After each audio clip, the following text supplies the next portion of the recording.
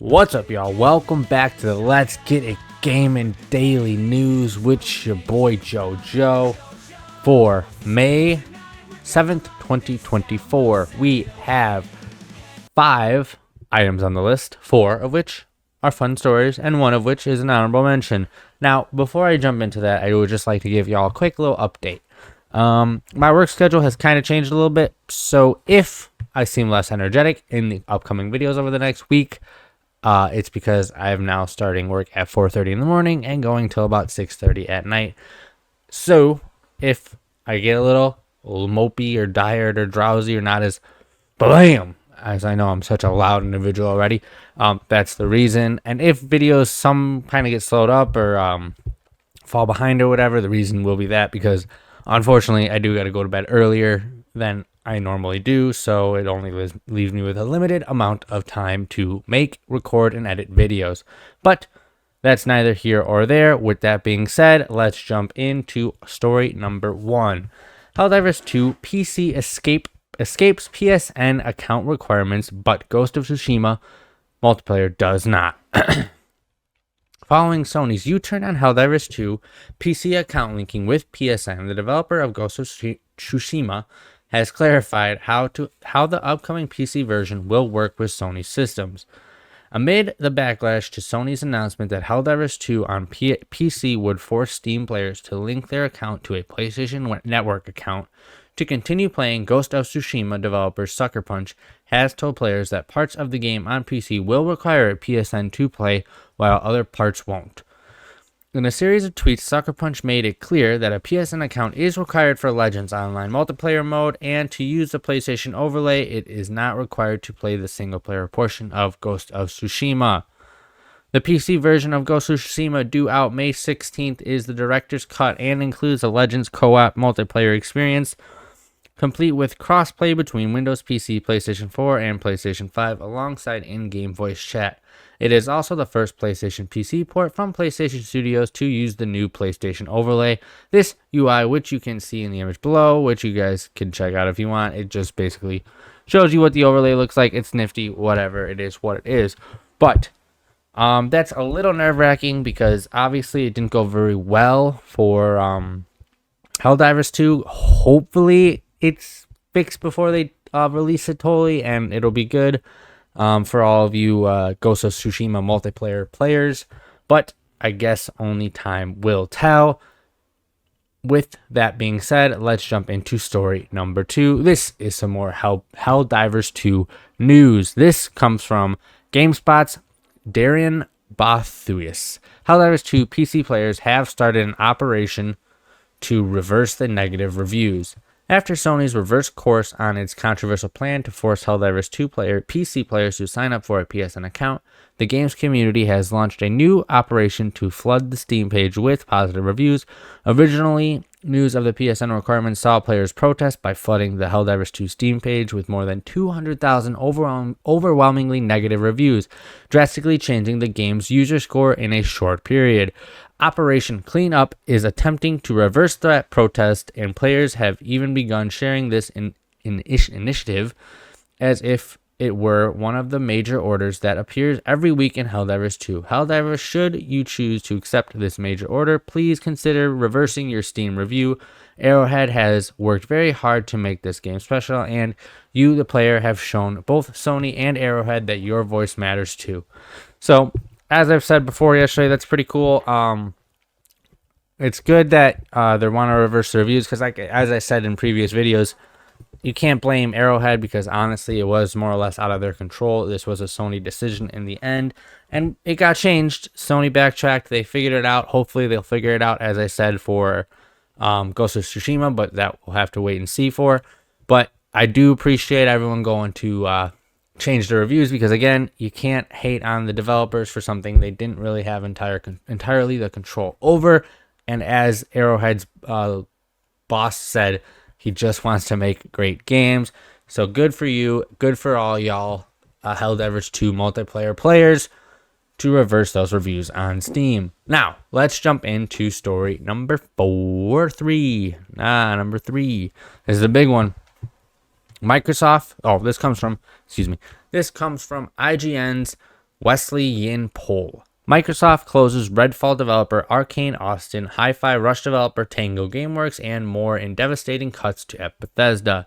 Microsoft has closed a number of Bethesda studios, including Redfall maker Arcane Austin, Hi-Fi Rush, and the Evil Within developer Tango Gameworks, and more in devastating cuts at Bethesda. IGN can confirm Alpha Dogs Games, maker of mobile games Mighty Doom, will also be closed. Roundhouse Studios will be absorbed by the Elder Scrolls Online developer ZeniMax Online Studios. Microsoft, currently valued at over $3 trillion, did not say how many staff will lose their jobs, but significantly layoffs are inevitable. IGN has asked Bethesda for comment. Microsoft declined to expand further when connected to IGN. As I said before, this is really unfortunate news. It tends to happen though as more of these smaller studios get, I guess Bethesda's not really a smaller studio, but the more studios that get bought up to become under a title or a head, what are they called? Like a producer, I guess they would be, not the producer. Whatever, you know what I'm saying. The more that studios are bought up by like Sony or Microsoft or even Nintendo, I guess to an extent, if they ever did buy some, which is rare. But that being said, this tends to happen. You know, they have their budgets they have their limits they have to expect. As you know, Redfall did not do that well. So, I mean, it sucks. It's unfortunate. It's terrible that people are going to be losing their jobs for this. But unfortunately, that's just how it tends to happen these days. Hopefully, all those developers will move into other projects and broaden their horizons. That's all we can hope for the best. Wish them luck. I hope all of them get some success in the near future. All right, let's jump into story number 4. There's another big one. Nintendo confirms it will announce Switch successor console within this fiscal year. This comes from IGN's Wesley Yin poll as well. Nintendo has said it will finally announce its Switch successor console within this fiscal year, so at some point before March 31st, 2025. In a statement published to X Twitter, Shuntan Furukawa, president of Nintendo, confirmed that the new console, as Nintendo published its financial reports for the fiscal year ending in March 31st, 2024.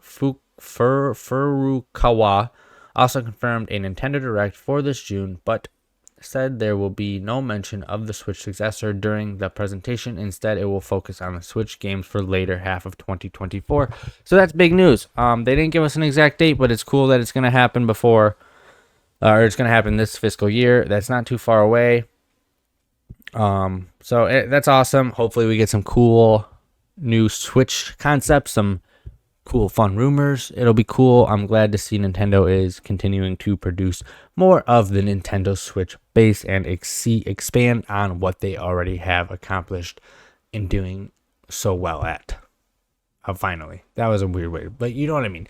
Good for Nintendo for doing as well as they have been with the Switch. Good for them for doing another Switch. Hopefully it is good, if not better than the current Switch versions. All right, let's jump into our 5th and final story, or also our honorable mention. This is kind of related to yesterday's news, but figured I'd just put it in here because, again, it's kind of nifty. I know people like it. This comes from IGN's Jesse Schreiden. Superman, what we learned from James Gunn's costume reveal. James Gunn's Superman may still be more than a year away, but Gunn gave fans a tantalizing new glimpse of this superhero movie reboot via new images showcasing the star David Cronsweet donning his Superman costume. As with Gunn's original debut of Superman's chest emblem, this lone image actually tells us a lot about the tone of the plot of the movie. Let's break down what they have to say. The design of the Superman suit, the return of the red trunks. I'm not gonna get this dude's name right. Corwin's Superman costume is an interesting melding of different comic books and movie influences. Based on Gunn's various comments regarding the tone of the film, fans could be forgiven for expecting a more traditional Superman costume akin to the one worn by Christopher Reeves in the classic Superman films, but as it turns out, this suit has plenty of modern influences as well. In fact, the new suit seems to share plenty of the plenty in common with Superman's Jim Lee design, new 52 costume, a more aggressive and armored-like take on the traditional look. Their inspiration is most obvious in the high collar, no exposed neckline here, and the shape of the boots. The intricate line work on the suit also brings to mind the lines of the new 52 suit. At the same time, there are touches that harken back to more traditional Superman costumes, the most significant of these being the inclusion of Superman's red trunks and yellow belt. 2013's Man of Steel famously jettisoned the trunks for Henry Cavill's Superman suit, but they're back now. We can also see Cornsweat support a classic spit curl in his hair, another nod to the classic comics. These elements serve to contrast a more contemporary, even militaristic new 52 element with a nod of a more down-to-earth, folksy take on Superman. So that's kind of cool. For those of you who are big Superman fans, I don't really know what much of that means, but it's cool, you know, I guess. It's cool to see James Gunn expand on the universe in his own way. I love everything James Gunn did with the Guardians of the Galaxy franchise, so I can't wait to see what he does with the Superman one. And this might actually be the first DC film that I take a chance on and watch, but we'll see. But that is going to do it for today's gaming news update.